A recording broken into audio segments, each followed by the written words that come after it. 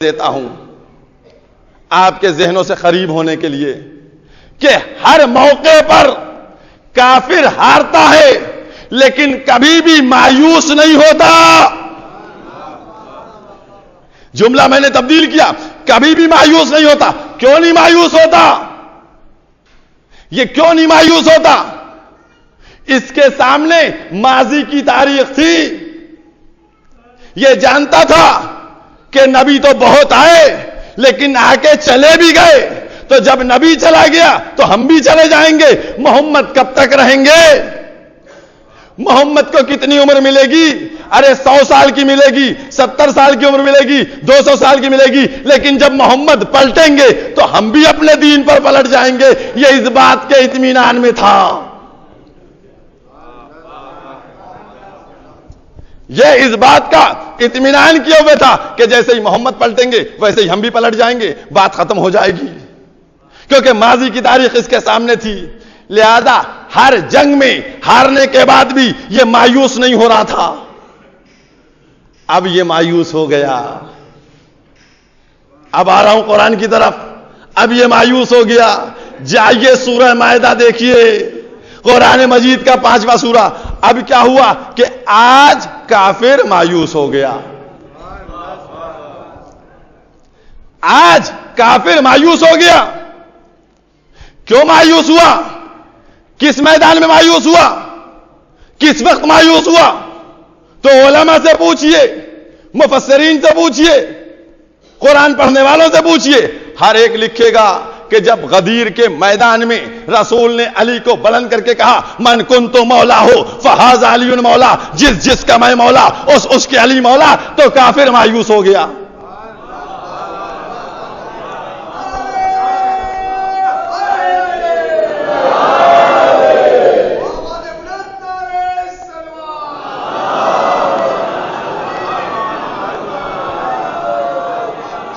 ابھی بات نہیں مکمل ہوئی ہے, بات نہیں ہوئی. میں کہوں گا کافر آج تو کیوں مایوس ہوا؟ یہ غدیر کا میدان, نہ تلوار نکلی, نہ جنگ ہوئی, نہ کوئی مرا, نہ کسی کا مال گیا, تو کیوں مایوس ہو گیا؟ بھئی آج کیوں کافر مایوس ہوا؟ تو عجب نہیں جواب دے کہ نادان, ابھی تک ہم خوش اس لیے تھے کہ محمد پلٹے گا تو ہم پلٹ جائیں گے, لیکن محمد نے اپنے بعد والے کا فوراً اعلان کر دیا. اب ہم کیسے پلٹیں گے؟ یہ ہم کو پلٹا لائے گا.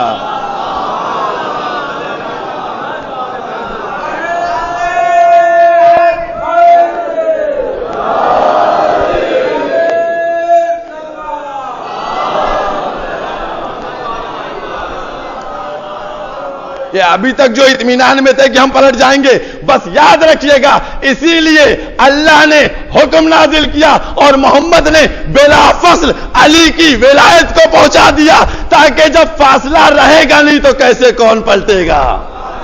صلوات پڑھتے محمد و آل محمد پر.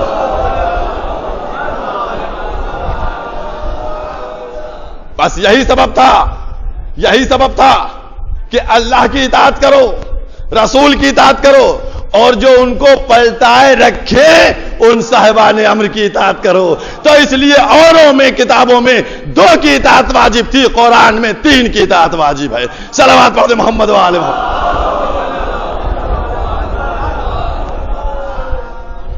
اور مسئلہ میں نے کل ایک جملہ آپ کے سامنے اشارتاً کہا تھا, اور وہ جملہ کیا تھا کہ دنیا رسول کو زبان سے زخم دے رہی تھی اور عزیزداری کی بات کو سامنے رکھ رہی تھی, لیکن رسول عزیزداری کو نہیں بلکہ فریضے کی ادائیگی فرما رہے تھے. وہ نبوت کے منصب کو کہ جو حکم ملتا تھا اس کو کہتے تھے.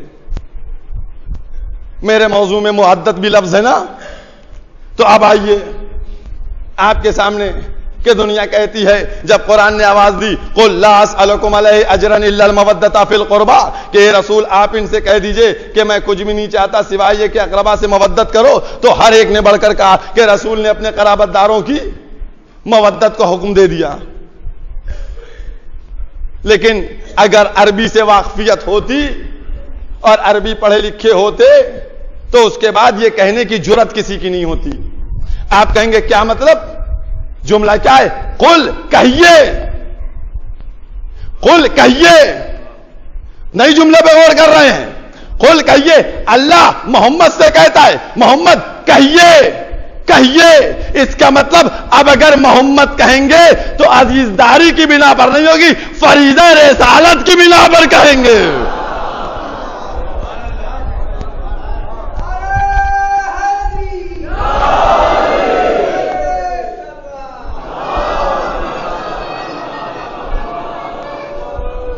اور بات آپ کے سامنے اور آگے بڑھا دوں. یہ کہیے کو دیکھیے گا. کہیے رسول کہیے، کیا کہیے؟ قل ہو اللہ احد. ایک ایک چیز ملاؤں گا. قل ہو اللہ احد، کہیے کہ اللہ یکا و تنہا ہے.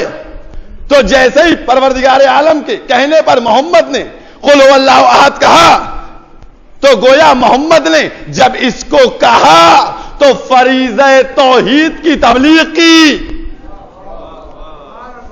توحید کی تبلیغ فرمائی رسول نے.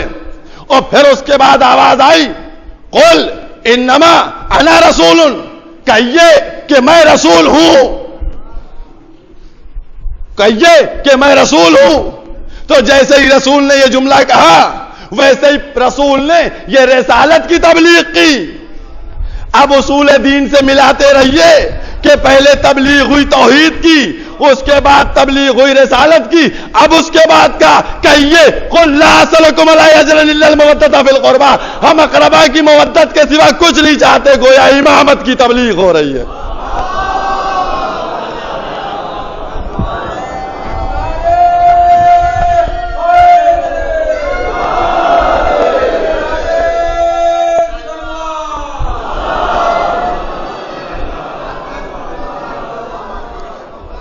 اب جملے بدلے دیتا ہوں. قسم خدا کی کیا شان الہی ہے، کیا شان الہی ہے. کس انداز سے ترتیب دیا. پروردگار نے کہا محمد کہیے ان سے قل هو اللہ احد. تو جیسے ہی رسول نے کہا قل هو اللہ احد، ہم نے کہہ دیا لا الہ الا اللہ. جیسے ہی پیغمبر نے کہا قل هو اللہ احد، ہم نے کہا لا الہ الا اللہ. جیسے ہی پیغمبر نے کہا انما انا رسول، میں نے کہا محمد رسول اللہ.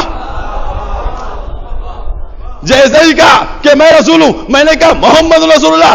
جیسے ہی پیغمبر نے کہا قل لا اسألکم علیہ اجرا الا المودۃ فی القربى، میں سمجھ گیا کہ اب ولایت کا اعلان ہوا، لہذا ہم نے کہہ دیا علی ولی اللہ.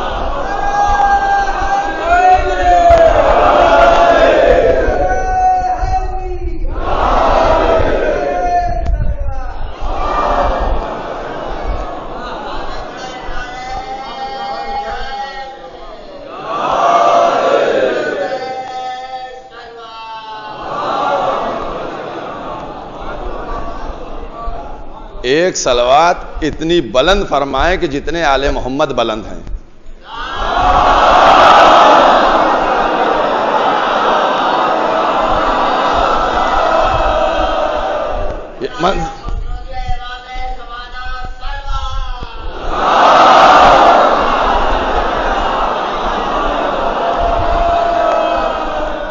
یاد رکھیے گا یہ آل محمد اور اطاعت یہ فرض کی گئی ہے. اب عزیزان محترم دل چاہتا ہے کہ دو جملے یہاں اپنے پڑھے ہوئے پڑھ دوں، کیونکہ آپ کو چاہتا یہ ہوں کہ آپ کے قلب کو جو نورانی ہیں ان کو اور منور کر دوں. اور قسم خدا کی ایسی بات ہے، پورا فارمولہ آپ کو، نتیجہ، رزلٹ کہ کوئی اس کا جواب نہیں دے سکے گا. چاہتا ہوں، میں نے کہا کل بھی کہا تھا کہ سوئیاں قابو میں نہیں رہتی ہیں. اب وہ دو جملے بالکل سمیٹ لیا، بالکل سمیٹ کے. دیکھیے ایسا ہے، میں نے یہ بات ثابت کر دی ہے اور ثابت کر سکتا ہوں ابھی گھنٹہ دو گھنٹہ اور بیٹھ کے کہ کلمے 3 ہیں، مودت آل محمد کی لازم و ضروری ہے، اور اطاعت تینوں کی کرنا ہے، اللہ رسول اور صاحبان امر کی، اور قرآن کریم میں 3 کلموں کا تذکرہ ہے جس سے لا الہ الا اللہ محمد رسول اللہ علی ولی اللہ ثابت ہے. یہ قرآن سے ثابت ہے، ساری دلیلیں ہمارے پاس، لیکن میں جاؤں گا نہیں. اب 2 جملے میں آپ سے کہوں گا. دیکھیے، جو قرآن کریم میں حکم آئے ہیں وہ ڈائریکٹ حکم نہیں آئے ہیں کہ ایک ساتھ جو فروع دین آپ پڑھتے ہیں ان کا ایک ساتھ حکم آ گیا کہ نماز پڑھو، روزہ رکھو، حج کرو، خمس کرو، زکات دو، جہاد کرو. یہ ایک ساتھ نہیں آیا، 2 دقیقے. نماز کا حکم آ گیا، پھر اس کے بعد روزے کا حکم آ گیا، پھر اس کے بعد حج کا حکم آ گیا. یہ نہیں، ایک کے بعد دوسرے حکم آتے رہے ہیں. بہت توجہ کیجیے گا عزیزوں، میں نے کہا نہیں کہ 2 جملے ایسے ہیں جو آپ کے سامنے بیان کروں گا، لیکن ان کو تھوڑا سا نتیجے کے ساتھ دینا ہے نا آپ کو. میں تو نتیجہ بھی دیتا ہوں آپ کو. اب آپ دیکھیے، نماز کا حکم آیا، جیسے ہی رسول نے کہا اقیموا الصلاۃ، نماز کو قائم کرو، سب چاہنے والوں نے کہا اللہ اکبر، سب نے نماز قائم کر دی. وہ قائم کرنے والوں میں سے نماز کے ایک آدمی مر گیا. لوگوں نے پوچھا یا رسول اللہ، یہ جو مر گیا یہ جنتی ہے یا جہنمی؟ تو رسول نے فرمایا یہ جنت میں جائے گا کیونکہ اس نے نماز پڑھی ہے. بات ختم ہو گئی، سب خاموش ہو گئے. 4 دن بعد روزے کا حکم آیا، کتب علیکم الصیام، روزہ تمہارے اوپر لکھ دیا گیا ہے. اب رسول ارشاد فرماتے ہیں کہ تم لوگوں کو جنت اگر چاہیے ہے تو تم لوگ روزہ رکھو. ایک شخص کھڑا ہو گیا، کہتا ہے یا رسول اللہ، وہ اس دن جو مرا تھا وہ تو نماز میں جنت لے گیا، ہم کو روزے کے بعد جنت دیجیے گا؟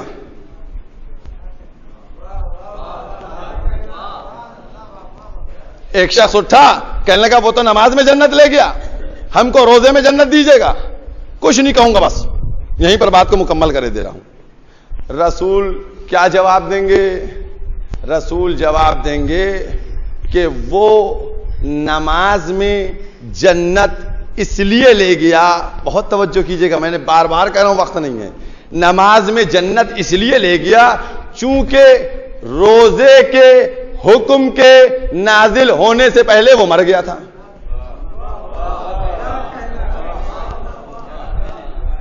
بہت توجہ کیجیے گا عزیزوں. جملہ بدل دوں؟ یا رسول اللہ، وہ خالی نماز میں لے گیا، مجھ کو روزے کے بعد جنت دیجیے گا. تو رسول جواب دیں گے کہ وہ نزول حکم سے پہلے مر گیا تھا اس لیے نماز میں جنت لے گیا. اب تم نزول حکم تک باقی رہے ہو، نزول حکم تک باقی رہو تو تم روزہ رکھو تو تمہیں جنت ملے گی. تو بس یاد رکھو، اگر کسی کو نماز روزے میں جنت چاہیے تھی تو ولایت کے حکم سے پہلے مر جاتا.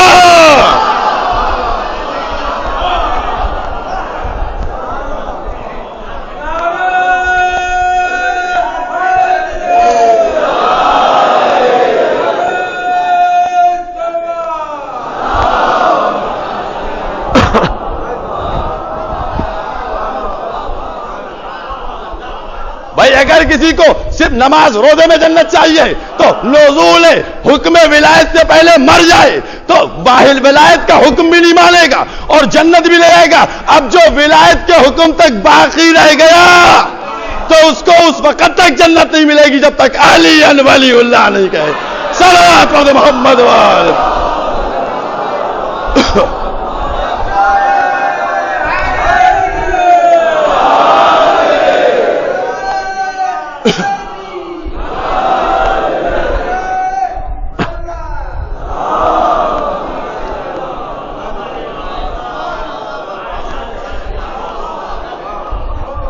عزیزوں، یہاں کوئی کام رسول اپنی مرضی سے نہیں کرتے. ہر کام رسالت کی تبلیغ ہو رہی ہوتی اس کے زیر کیا جاتا ہے. فریضہ رسالت کو ادا کر رہے تھے. تو اگر یہ کہہ رہے تھے کہ علی کل ایمان، اگر یہ کہہ رہے تھے کہ علی کی ایک ضربت، اگر یہ سب باتیں کہہ رہے تھے تو وہیں یہ بھی کہہ رہے تھے کہ فاطمہ تمہارا بچہ یہ 3 دن کا بھوکا پیاسا.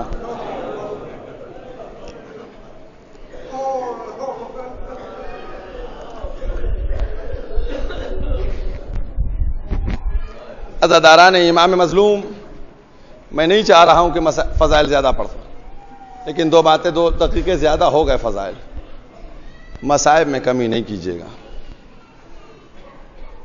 ماں کی تمنا یہ ہوتی ہے، یہ اتنی خواتین ہمارے سامنے بیٹھی ہوئی ہیں، ہر عورت کی یہ فطرت ہے کہ جب اس کی آغوش میں اس کی اولاد ہو تو جو بھی اس کی اولاد کو دیکھے وہ اس کی تعریف کرے.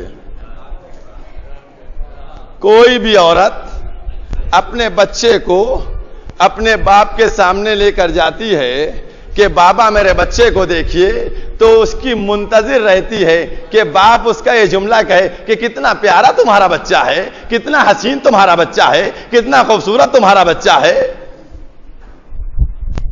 یہ ایک شہزادی فاطمہ کا مقدر تھا کہ جب یہ اپنے بچے کو لے کر اپنے باپ کے سامنے پہنچی تو جب لے کر پہنچی تو رسول نے منہ گھما لیا. ایک دفعہ آواز دی، بابا بابا کیا میرے بچے میں کوئی عیب نظر آ گیا؟ کہا فاطمہ تمہارے بچے میں عیب نہیں نظر آیا، تم دیر میں آئی، جبریل پہلے آ گئے.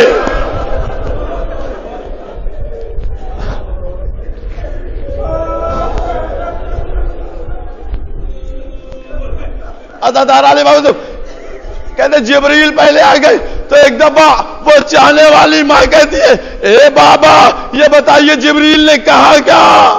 کہا جبریل کہے گئے، اے رسول یہ آپ کا نواسا زمین کربلا پہ 3 دن کا بھوکا پیاسا.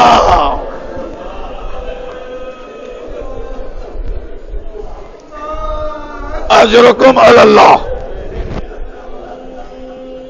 3 دن کا بھوکا پیاسا شہید کیا جائے گا. تو ایک دفعہ ماں بے قرار ہو گئی، کہتی ہیں بابا آپ ہوئیے گا اس وقت؟ کہا نہیں ہم نہیں ہوں گے. کہا علی مرتضیٰ ہوں گے؟ کہا وہ بھی نہیں ہوں گے. کہا بابا میں ہوں گی؟ کہا نہیں فاطمہ تم بھی نہیں ہوگی. کہا بابا میرا لال حسن ہوگا؟ کہا حسن بھی نہیں ہوگا. یہ عزادارو سب کا انکار سنتے سنتے ایک دفعہ تڑپ گئی، بابا تو روئے گا کون؟ بابا اس کا ماتم کون کرے گا؟ اے بی بی یہ رونے والے جمائے.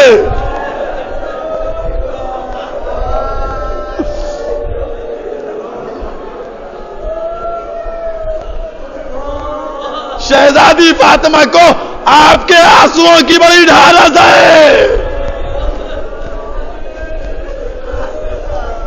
رسول کہتے ہیں کہ فاطمہ ایک قوم پیدا کرے گا خدا جس کی عورتیں اس کی عورتوں پہ روئیں گی، جوان کو ماتم کریں گے، بچوں کا ماتم کریں گے، بوڑھے کا ماتم کریں گے. اب یہ جملہ تاریخ کا ہے، پڑھا ہوا میرا جملہ ہے. اب شہزادی کیا فرماتی ہے کہ بابا پھر جو میرے لال پہ روئے گا اس کا ہاتھ پکڑ کے جنت میں لے جاؤں گی.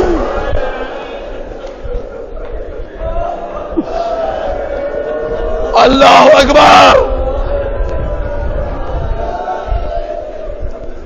بس جملہ کہتا چلوں، ارے یہ شہزادی فاطمہ کا مقدر تھا کہ فاطمہ کے 2 بیٹے تھے، ایک بیٹے کے جنازے پہ تیر تھے، دوسرا بیٹا جنازہ تیروں پر تھا.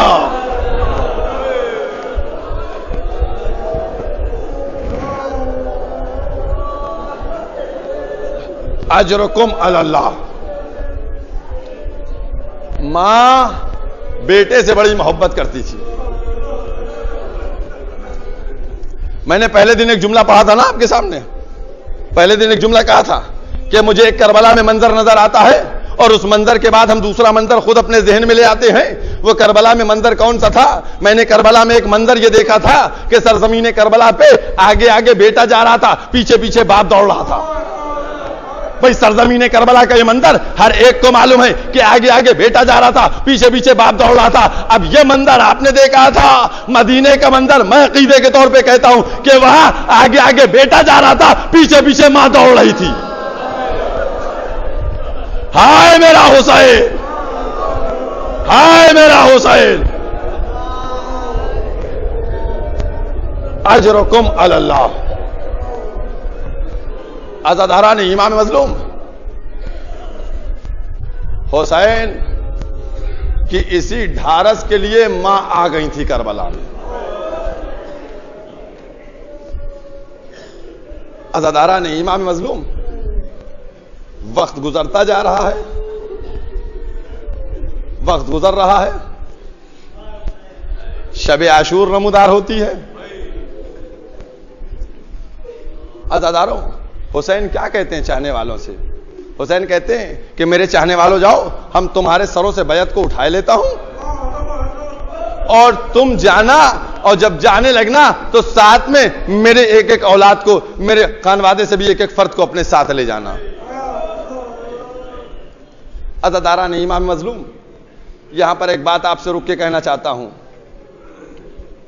کہ حسین کا یہ جملہ کہ تم جب جانا تو میرے عزیزدار کو بھی اپنے ساتھ لیتے جانا, یہ اس بات کے اوپر دلالت کرتا ہے کہ حسین یہ چاہتے تھے کہ علی اکبر چلے جائیں, عباس چلے جائیں, قاسم چلے جائیں, لیکن یہ نہیں چاہتے تھے کہ زینب جائیں.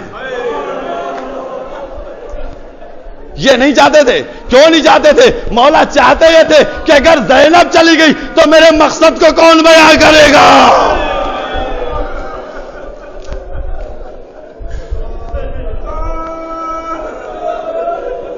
اجرکم علی اللہ. عزاداران امام مظلوم, حسین صبح عاشور نمودار ہو گئی. سب کے لاشیں لا کر مقتل میں سجا چکے, سب کے لاشیں سجا دیے مقتل میں لا کے. علی اکبر کا لاشا بھی ہے, اولا محمد کے لاشیں بھی ہیں, ہر ایک کا لاشا. اب ایک دفعہ حسین میدان میں پہنچے اور آواز استغاثہ بلند کی. آواز کیا تھی؟ حل من ناصر ینصرنا, کون ہے جو میری مدد کرے, کون ہے جو میری مدد کرے, کون ہے جو میری نصرت کرے. عزادارو, بس اس آواز کا بلند ہونا تھا کہ ایک دفعہ جنات آ گئے, اے حسین ہم مدد کے لیے حاضر. فرشتے آ گئے, اے حسین ہم مدد کے لیے حاضر. کائنات کی ہر چیز نے آواز دی, ہم مدد کے لیے حاضر. لیکن حسین نے آواز دی, ہمیں کسی کی مدد درکار نہیں ہے, ہم تو ان یزیدیوں کے سامنے اتمام حجت کر رہے ہیں. اسی اسنا حسین کے کان میں رونے کی آواز آئی, دو خیموں سے رونے کی آواز آئی. ایک خیمہ زین العابدین کا تھا اور دوسرا خیمہ جناب رباب کا تھا. دوسرا خیمہ جناب رباب کا تھا. امام نے جناب زین العابدین کے خیمے کی طرف دیکھا. کیا دیکھا کہ ایک دفعہ خیمے کا پردہ ہٹا, جناب زین العابدین ایک ہاتھ میں عصا لیے, دوسرے ہاتھ میں تلوار لے کے باہر نکل رہے ہیں. حسین نے میدان سے آواز دی, زینب سید سجاد کو روکو, سید سجاد کو روکو ورنہ سلسلہ امامت ٹھہر جائے گی. عزادارو, جناب زینب بڑھی, زین العابدین کے شانے پہ ہاتھ رکھا. عزادارو, اگر جناب زین العابدین کا جملہ سن سکتے ہو تو برداشت کر لینا. جناب زین العابدین نے کیا کہا؟ پھوپھی اماں, پھوپھی اماں, آپ نے میرے بابا کی آواز کو سنوا. پھوپھی اماں, بوڑھا باپ مدد کو بلا رہا ہے, میں کیسے مدد کو لا جاؤں.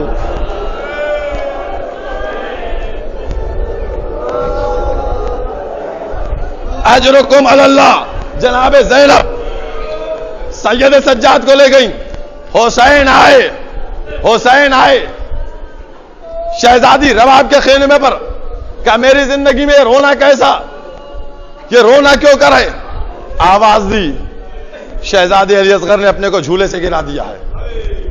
کہا لاؤ میرے بچے کو, لاؤ میرے بچے کو لاؤ. بچے کو لیا. عزاداران امام مظلوم, یہاں پر میں ایک جملہ کہتا چلوں. علی اصغر کے کان میں حسین نے کیا کہا تھا مدینے میں؟ کسی نے نہیں سنا. علی اصغر کے کان میں کیا کہا تھا حسین نے جو علی اصغر آ گئے تھے؟ کسی نے نہیں سنا. لیکن یہاں پر مجھے لگتا یہ کہ حسین نے شاید یہ کہا ہو، اے بیٹا علی اصغر، جب سب شہید ہو چکے ہوں گے اور میں آواز استغاثہ بلند کروں گا تو اس وقت کون لبیک کہے گا؟ اے بیٹا، ارے کربلا چلو، جب استغاثہ بلند ہو تو جھولے سے گر جانا. لبیک یا حسین، لبیک یا حسین.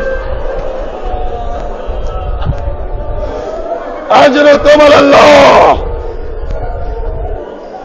عزاداران امام معصوم، حسین نے ابا کا سایہ کیا، لے کر میدان میں آئے.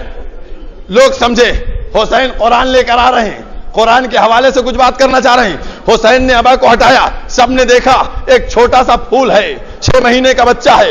حسین نے آواز دی کہ اے فوج جفاکار، یہ بچہ 3 دن سے پیاسا ہے، پانی ماں کا دودھ خشک ہو چکا ہے، اس کے ہونٹوں پر ایک قطرہ پانی کا نہیں گیا ہے، اگر تم اس کو ایک گھونٹ پانی دل پلا دو تو اس کی جان بچ جائے گی. اس کے بعد حسین نے، عزاداران امام معصوم، مصائب کی منزل ہے نا، تو ایک ایک مصائب کے جملے کو میں بیان کروں گا. حسین کربلا کی زمین کتنی گرم تھی؟ کربلا کی زمین اتنی گرم تھی کہ اگر دانا ڈالے تو بھن جائے. یہ برابر سنتے ہیں نا؟ کربلا کی زمین اتنی گرم تھی کہ دانا ڈالے تو بھن جائے. عزاداروں، تو حسین علی اصغر کے ساتھ کوئی گدا نہیں لائے تھے، کوئی گدا نہیں لائے تھے، علی اصغر کو لائے تھے. اب جب جلتی ہوئی زمین پہ اصغر کو لٹایا ہوگا، 6 مہینے کا بچہ، آواز دی ہوگی، اے بابا میری پیاس اور بڑھ گئی، بابا جلدی اٹھا لیجیے.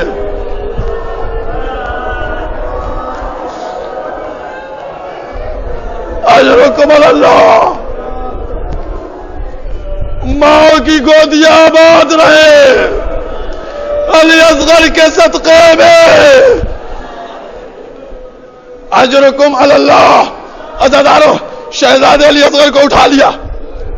اس کے بعد کیا کہا بیٹا تم تو شیر خدا کے پوتے ہو، حجت کو تمام کرو. ایک دفعہ علی اصغر نے اپنی سوکھی ہوئی زبان سوکھے ہوئے ہونٹوں پر پھیرنا شروع کی. جیسے ہی پھیرا، پھر سارے ساتھ نے دیکھا تلاتم مچا ہوا تھا فوج اشقیہ میں. آواز دی، اینا ہرملہ اختہ کلام الحسین. ہرملہ کہاں ہے؟ ہرملہ کہاں ہے؟ حسین کے کلام کو قطع کر. عزاداروں، 3 بال کا تیر چلے کمان میں جڑا، ادھر سے تیر چلا.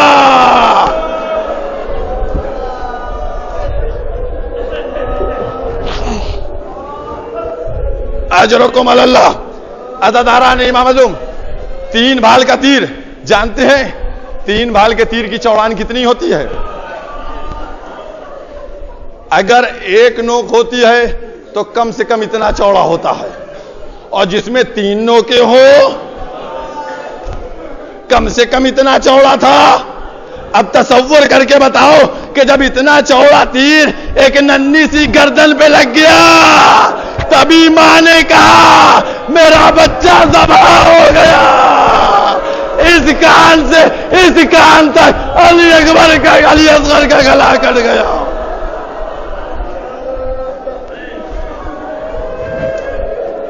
اجرکم اللہ. عزاداروں، ماں نے کیسے منظر دیکھا؟ ماں نے کیسے منظر دیکھا مجھ کو نہیں معلوم.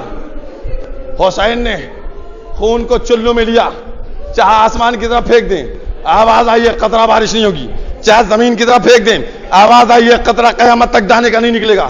حسین نے خون کو ملا، اصغر کو لیا، ابا کا سایہ کیا، در خیمہ پر پہنچ گئے.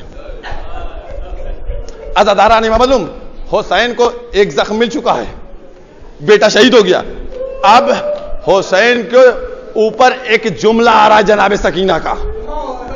اب جناب سکینہ کا، شہزادی سکینہ کا ایسا جملہ ہے کہ میرا امام اس کا جواب نہ دے سکا، لاجواب ہو گیا. عزاداران امام معصوم، حسین نے ابا کا سایہ کیا، در خیمہ پہ پہنچے اور پہنچنے کے بعد آواز دی، آواز دی، رباب اپنے بچے کو لے جاؤ، رباب اپنے بچے کو لے جاؤ۔ جناب رباب دیر میں آئیں، سکینہ پہلے آ گئیں۔ عزاداروں، جناب سکینہ کا جملہ سنو گے، قسم خدا کی رونے کے لیے کافی ہے۔ شہزادی سکینہ نے جملہ کہا، اب جو اصغر کو خاموش دیکھا، کہا بابا لگتا ہے اصغر کو پانی پلا لائے۔ اصغر کی خاموشی یہ بتاتی ہے کہ اصغر نے پانی پی لیا۔ حسین کچھ نہ کہہ سکے، ابا کو ہٹا دیا۔ سکینہ چلائے، اماں میرا بھیا مارا گیا، میرا بھیا شہید ہو گیا۔ اجرکم اللہ، اجرکم اللہ، اجرکم اللہ۔ عزاداران امام مظلوم، جناب رباب نے کیا منظر دیکھا، ایک جملہ کہا، اور ایک جملہ ہے جو میں نے معتبر ذاکر سے سنا ہے، پڑھا نہیں ہے کہیں، معتبر ذاکر سے سنا ہے، پڑھا نہیں کہیں۔ جناب رباب نے ایک جملہ کہا، کیا کہا؟ کہ میرے لال تمہارے اتنے بچے بھی ذبح کیے جاتے ہیں؟ اور ذاکر کا جملہ یہ ہے کہ جب جناب رباب آئی تھی تو بال کالے تھے، جیسے یہ جملہ کہا تو سارے بال سفید ہو گئے۔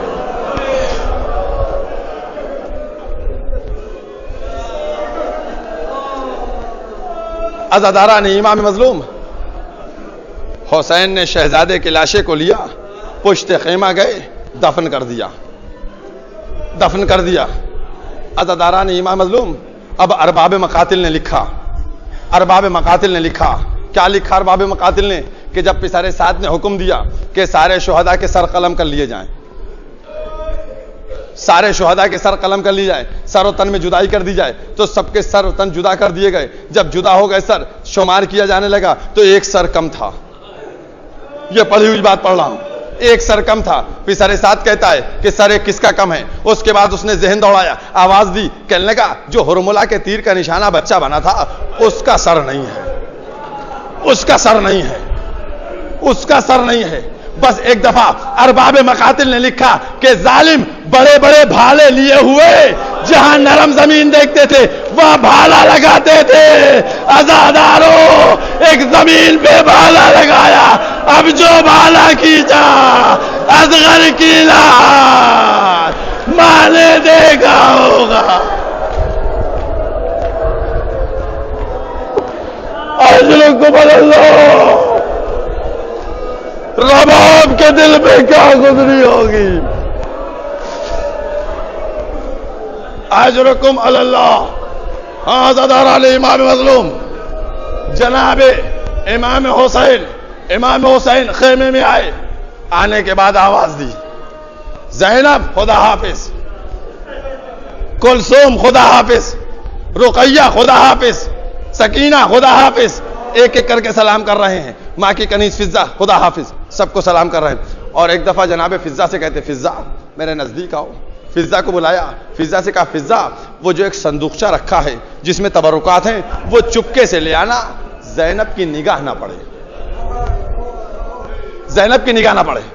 جناب فضہ گئی، وہ صندوقچہ لے کر آ رہی تھی، جناب زینب نے دیکھ لیا۔ زینب نے پوچھا کیا لیے جا رہی ہو؟ کہا شہزادی کچھ نہیں۔ کہا کیا لیے جا رہی ہو؟ کہا کچھ نہیں۔ ایک دفعہ جناب زینب بولی، فضہ تم کو میرے ماں کے حق کا واسطہ بتا دو کیا لیے جا رہی ہو؟ فضہ نے دکھایا، صندوقچہ دیکھا، کہا زینب میرے بھائی کے کفن لیے جا رہی ہو اور مجھ کو نہیں بتاتی۔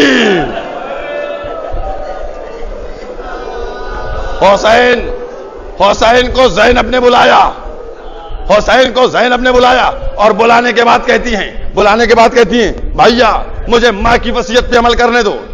امام حسین بیٹھ گئے، بیٹھنے کے بعد کیا وصیت ہے؟ کہا میری اماں نے مجھ سے فرمایا تھا کہ زینب جب حسین یہ لباس پہن کے جائے تو پھر پلٹ کے نہیں آئے گا، اس کی گردن کے بوسے لے لینا، اس کی گردن کے بوسے لے لینا۔ حسین کی گردن کے بوسے لیے۔ ایک دفعہ حسین نے کہا اے زینب تمہیں بھی مجھے بھی بابا کی وصیت پہ عمل کرنے دو۔ کہا حسین جب تم رخصت آخر کے لیے جانا تو زینب کے بازوؤں کے بوسے لے لینا۔ ایک دفعہ بھائی بہن نے ایک دوسرے کے بوسے لیے، اس کے بعد کیسے حسین رخصت ہوئے ہم کو نہیں معلوم، ہمیں نہیں معلوم کیسے رخصت ہوئے۔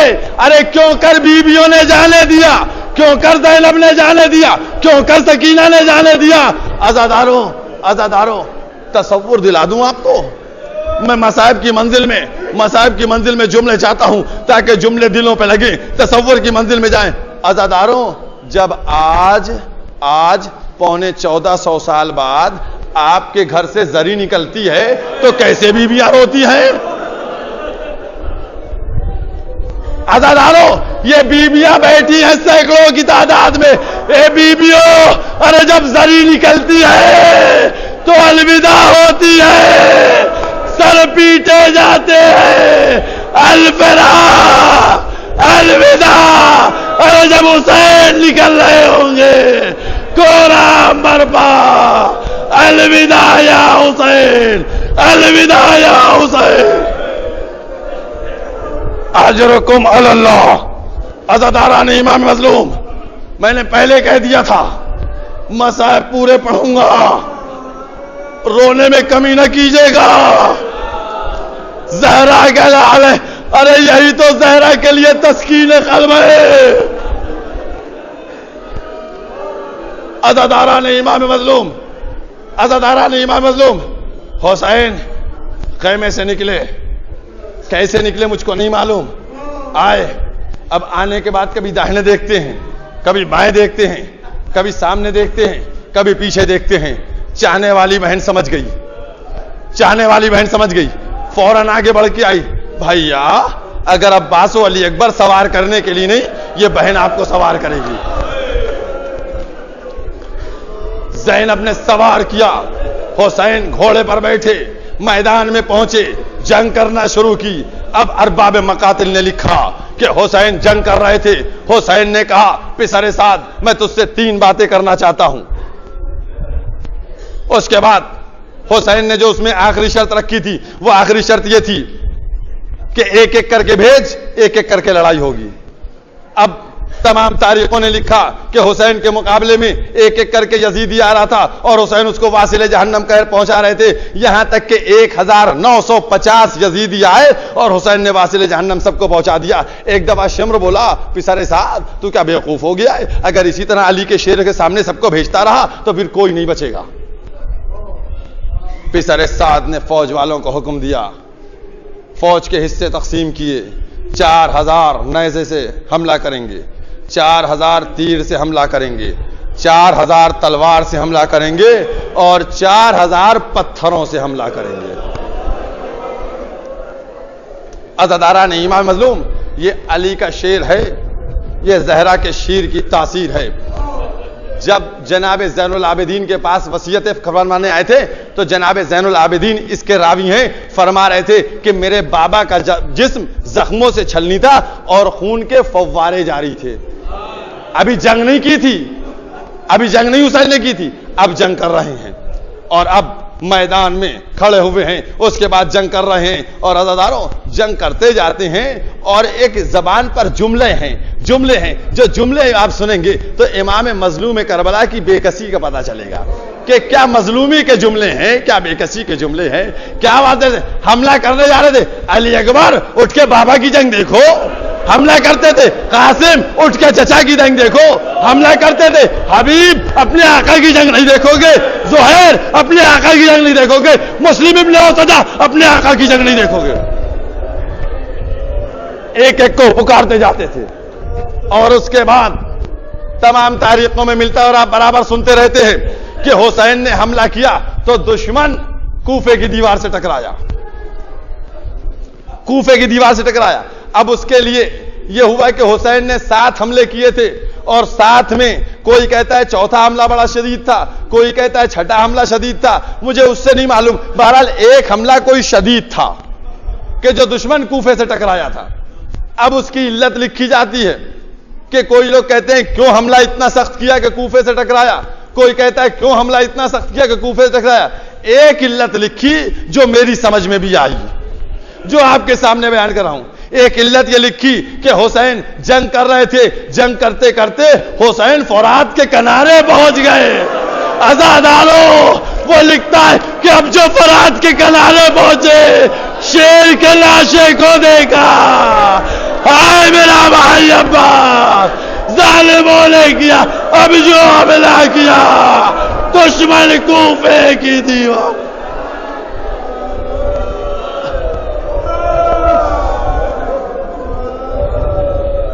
اجرکم علی اللہ، اجرکم علی اللہ۔ عزاداران امام معصوم، بس چند دقیقے مصائب کے اور ہیں جن کو بیان کرنا ہے۔ عزاداران امام معصوم، حسین جنگ کر رہے کہ ایک دفعہ ایک بڑا تیزی سے ایک خاک کا ریت کا گولا سا آیا، اور اب جو وہ گولا چھٹا تو کیا دیکھا، ایک سامنے سپار کھڑا ہے۔ اس نے آ کر حسین کو سلام کیا، حسین نے جواب سلام دیا۔ اس کے بعد وہ کہتا ہے، حسین نے پوچھا تم کون؟ کہا کہ ہم مدینے سے آ رہے ہیں۔ اب نہیں معلوم کوئی شخص تھا یا فرشتہ تھا۔ کہا مدینے سے آ رہے تو کیا؟ کہ آپ کی بیٹی کا خط لایا ہوں۔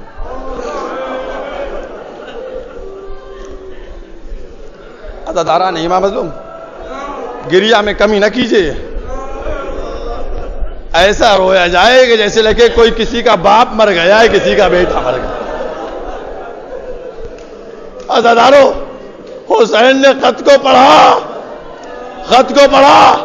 پڑھنے کے بعد در خیمہ پر آئے،